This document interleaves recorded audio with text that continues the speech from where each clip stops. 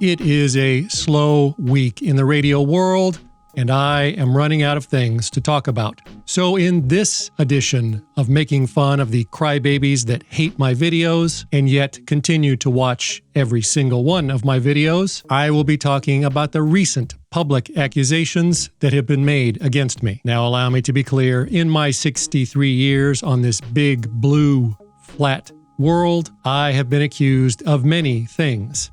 And to be honest, most of those things are true.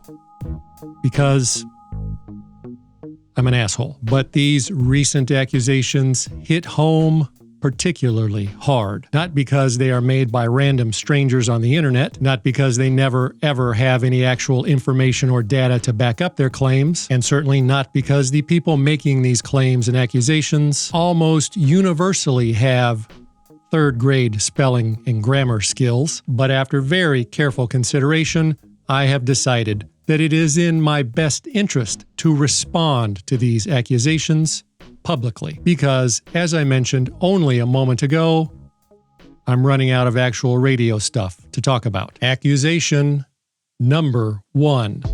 I encourage people to break the law. My friend, the only thing that I am guilty of is speaking the truth. The truth about what the FCC does or does not do with regard to enforcing their own rules and regulations. And the real truth here is that I have exposed the lie that the sad ham community has been perpetuating for years. That lie being that if you do something simple, like transmit on a ham radio without a license, or if you do something like using a boofwang UV5R ham radio to transmit on GMRS frequencies, or any other number of victimless crimes, the FCCs will track you down. The FCCs will issue a fine, or the FCCs will put you in jail. The simple fact of the matter is that based on the FCC's own public information,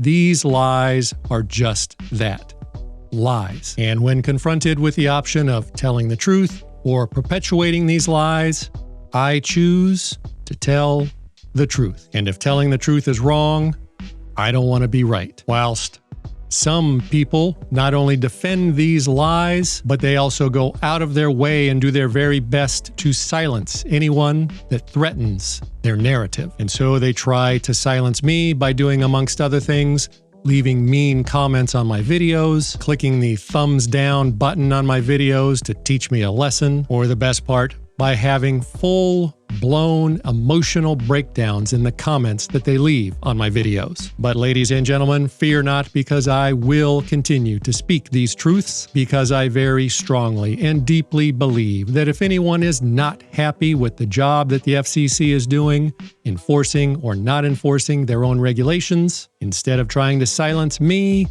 they should probably take it up with the FCCs. Accusation number 3, which is really more of an assertion than it is an accusation, and that assertion is that I am personally responsible for people being dickheads using their radios due to accusation number 1. In other words, what other people do is my personal responsibility. And ladies and gentlemen, this is exactly what is wrong with some people in our society today. And that is the belief that nobody is responsible for their own actions and it is somehow someone else's responsibility as long as it furthers their narrative. Because some people actually believe in their broken little world that it is perfectly fine to lie or cover up the truth in order to look more important or control other people. But ladies and gentlemen, these sad, power-hungry, pedantic little people are forgetting one thing. They have one major flaw in their logic, and that flaw is